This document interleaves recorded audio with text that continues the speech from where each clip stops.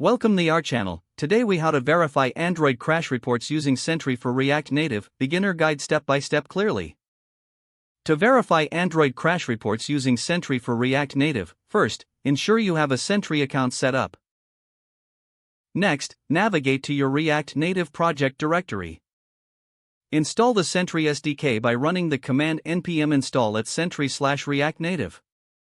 After installation, open your project in your preferred code editor. Locate the index.js file in the root of your project. Import Sentry by adding import * as Sentry from @sentry/React Native at the top of the file.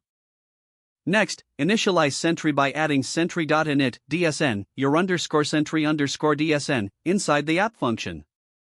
Replace your _sentry_dsn with the actual dsn provided by Sentry.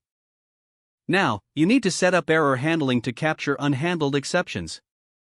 You can do this by adding sentry.captureException, new error, test error, in your application.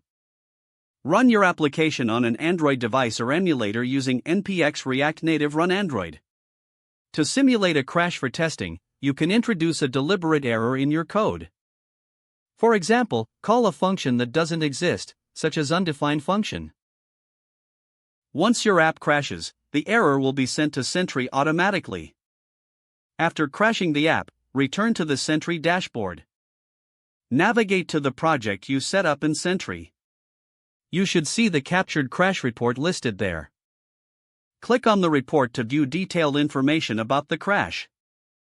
Review the details, including stack traces and user context.